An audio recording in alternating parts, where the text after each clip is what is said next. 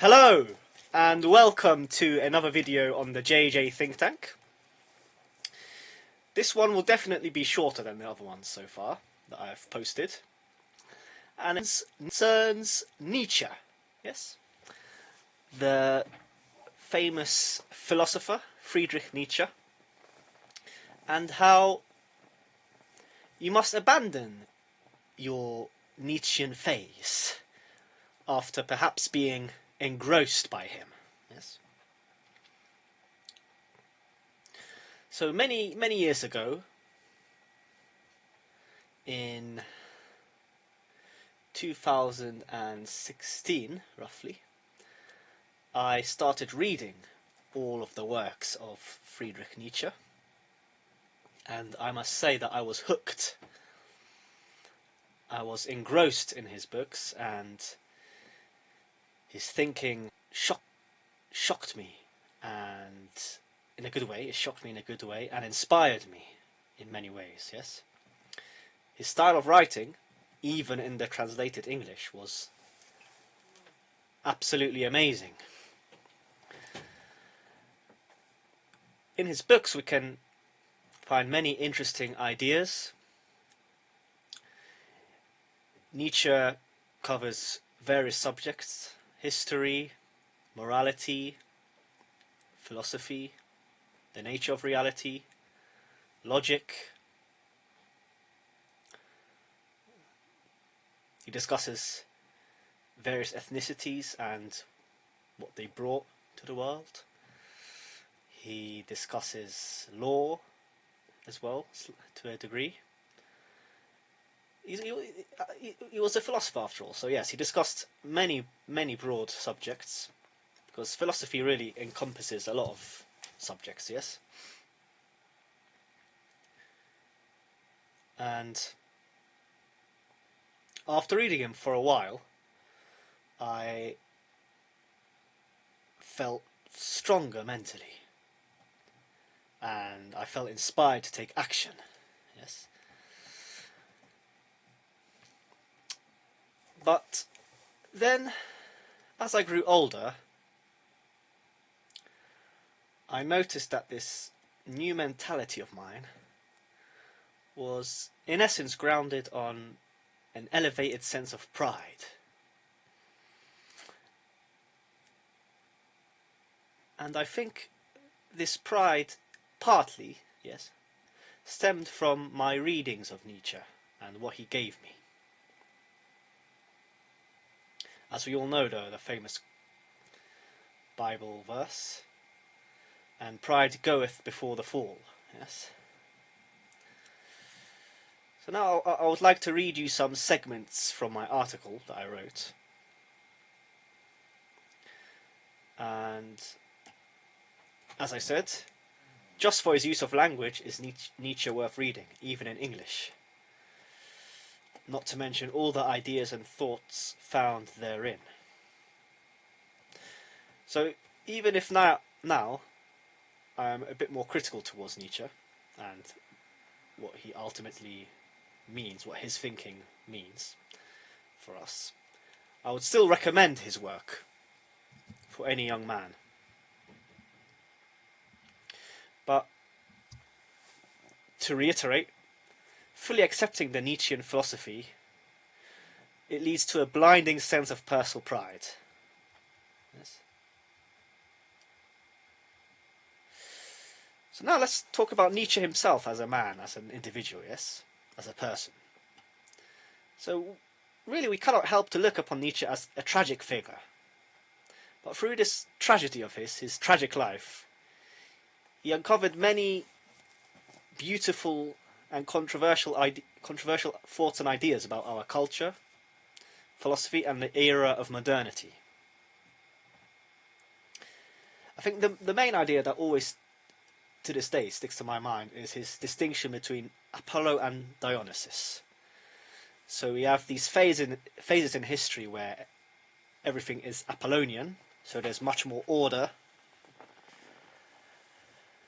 Yes, and times when the figure of Dionysus rules, where we have a Dionysian phase of of chaos, yes.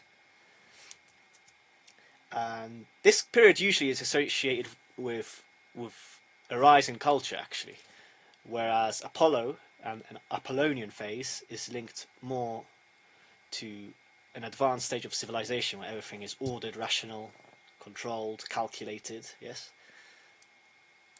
And in many respects, we are living in this age now, right, where we seem to have calculated everything, and everything is ordered in many respects. Our knowledge of the world is much greater due to science and mathematics.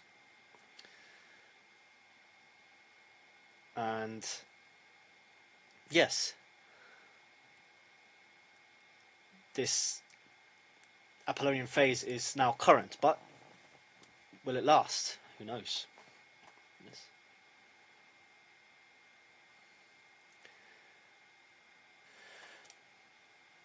But Nietzsche himself, he very much identified himself with this logos or figure of Dionysus, something that he discovered, yes?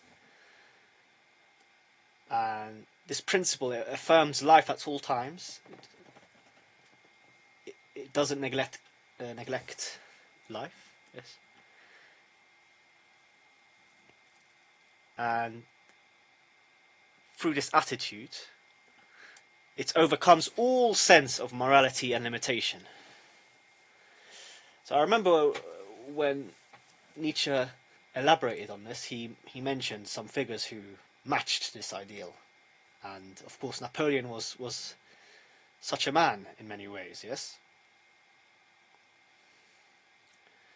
Besides this important Apollonian and Dionysian distinction, his other ideas such as amor fati, which is love of one's fate, the herd instinct that we see now in our times,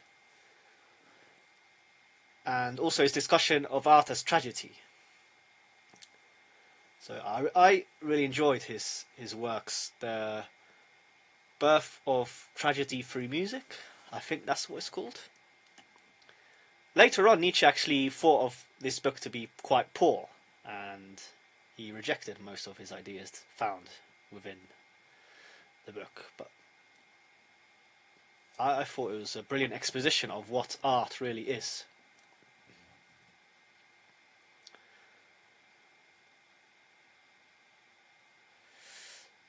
So now returning to this idea of Nietzsche's about, in many ways, improving oneself, yes? Becoming this man who rejects morality and limitation, yes? And strives to become this brilliant, shall we say, aristocratic figure, and to become noble in their being, yes? Of course, this is an ideal definitely worth pursuing. But then again, I don't agree that when pursuing this, one should do without one sense of integrity, ethics, and morality, which is something that Nietzsche would associate with corrosive values, yes, or slave morality. Here, I don't agree. I don't agree with this.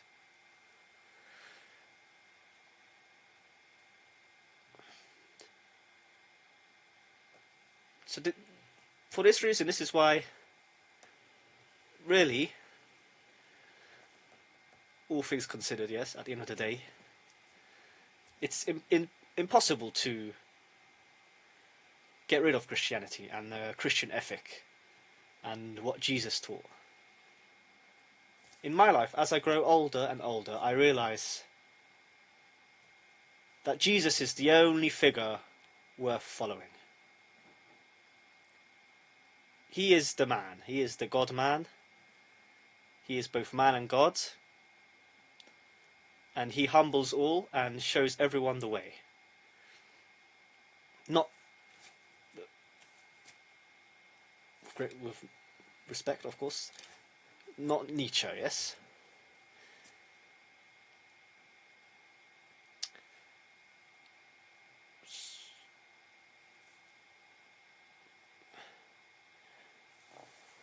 Yes. And perhaps this is besides the point, but I think it's worth mentioning that a lot of this modern Nietzschean analysis, to me, it's a bit cringeworthy. Yes. So there's this man called Uber Boyo on Twitter. He's an interesting man. Interesting man. He's from Ireland. He's an Irish man, and from what I have gathered, he professes this Nietzschean philosophy, and he rejects Christianity. He endorses paganism. Of course, he calls himself Uber Boyo, so the Ubermensch in many ways. Yes, I don't know. Perhaps that's just a joke, but some of it is a bit cringeworthy for me because you can't overcome Jesus. He can't become a Superman.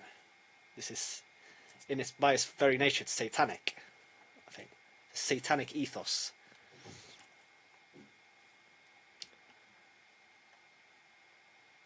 Well, yes, I ended my article by mentioning Christianity.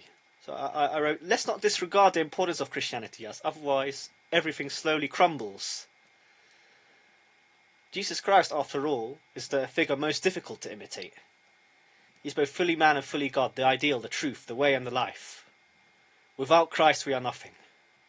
Reject the excessives of Nietzscheanism, as I did symbolically when destroying the painting of Munch that I bought depicting Nietzsche. I actually did this, yes, I remember. I don't know why I did it, it just occurred. I just took it off the wall, smashed it, put it in the bin. I'm done with that phase. Finished. Finito. Yes? And I included a couple of Bible verses. I can do all things through Christ who strengthens me. Philippians 4, chapter 13, yes? Abide in me, and I in you. As the branch cannot bear fruit of itself unless it abides in the vine, neither can you unless you abide in me. I am the vine, you are the branches. He who abides in me and I in him bears much fruit, for without me you can do nothing. Yes, this is the painting of Nietzsche that I destroyed and put in the bin. It's a beautiful painting actually by Edward Munch, but yeah, that's what I did. Anyway, I hope you enjoyed this video. I hope you found it informative and perhaps slightly entertaining. Please leave a like and subscribe to the channel if you can, because it will help me to grow it and spread more vital information. Have a good day.